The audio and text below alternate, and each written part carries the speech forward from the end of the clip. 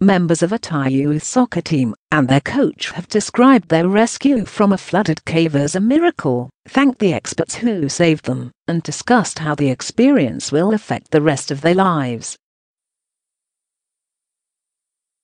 In their first public remarks since emerging from their 2-week ordeal last week, the boys recounted their side of an extraordinary story that captured the imagination of the world. Dressed in matching team shirts, the boys and their coach appeared happy and relaxed as they faced the world's media after being discharged from the hospital in Chiang Rai on Wednesday.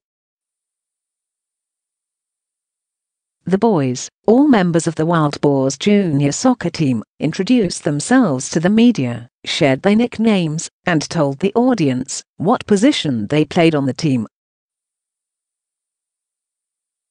Sitting beside the boys were the Thai Navy SEALs who stayed inside the cave with them after they were found, as well as members of the medical team who looked after them after the rescue. In a carefully arranged press conference, for which questions were pre-screened, the boys told of the moment they realized they were trapped, how they adapted to their surroundings, and their eventual joy at being found 10 days later.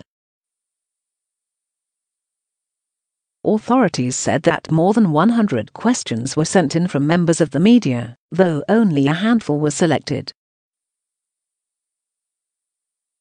All 12 players and their coach had been under close supervision at Chiang Rai Hospital, near the border with Myanmar, since they were rescued from the cave on July the 10th.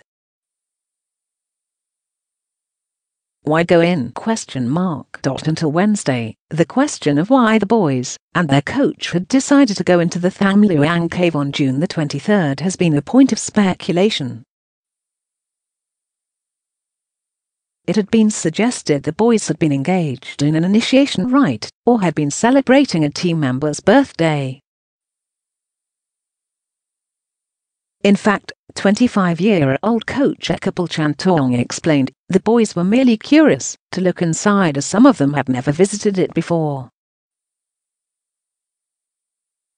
The coach, whose nickname is Ake, said it was not unusual for the group to participate in group activities after soccer practice on Saturday afternoons.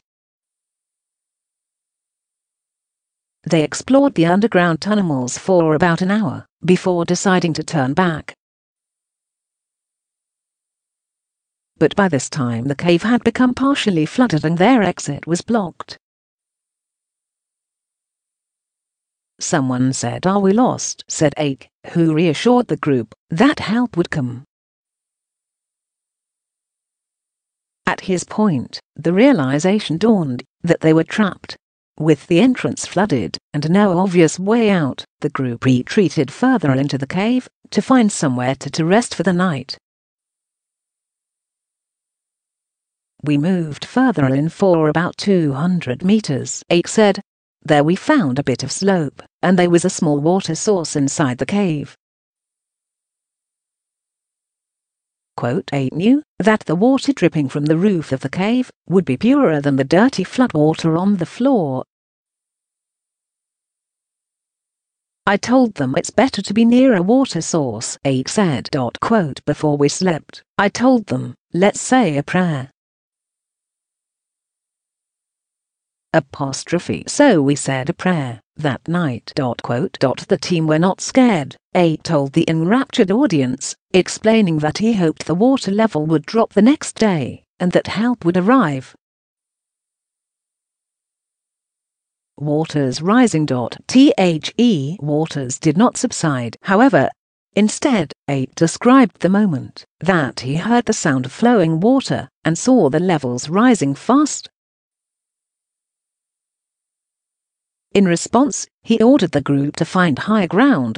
Concerned that they might soon be submerged, he instructed the boys to start digging and look for a potential exit. Having eaten after soccer practice, the boys had no food during their ordeal.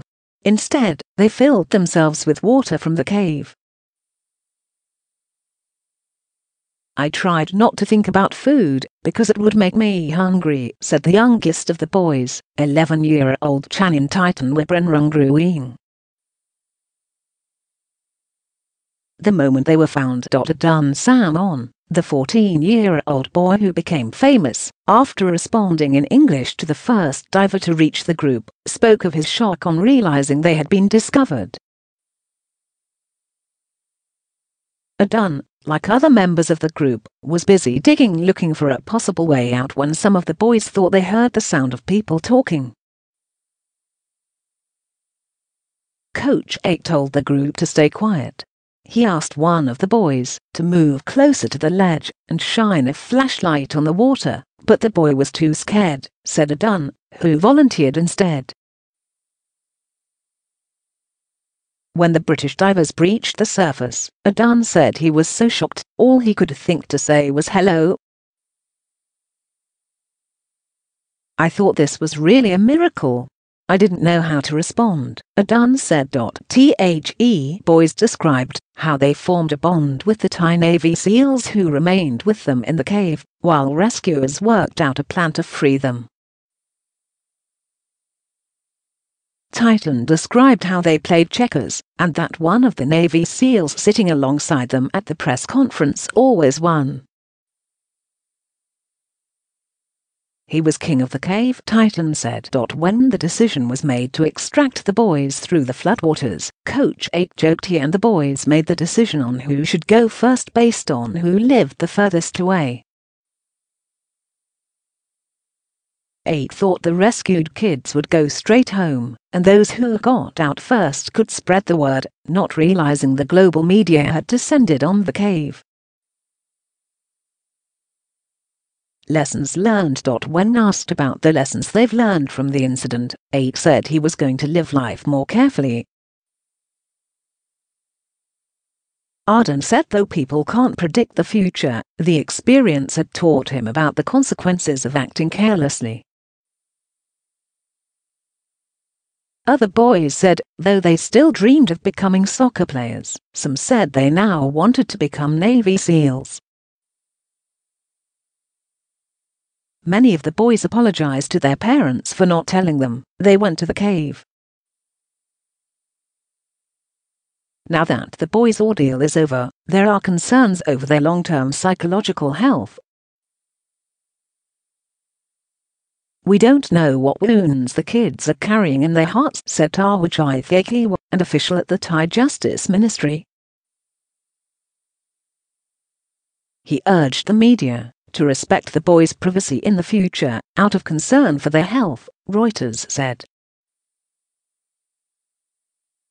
Some of the boys are stateless, and the process of granting them Thai citizenship is underway, officials confirmed. The largely joyous mood of the press conference was tempered, however, when the boys and their coach discussed the loss of Saman Kunan, the former Thai Navy SEAL who had died during the rescue effort. Coach 8 said the team was shocked to learn of Saman Kunan's death, called him a hero and said he had sacrificed his life for this. In memory of the Navy diver, 8 said the boys would spend time as novice Buddhist monks, a practice considered a high honor in Thailand.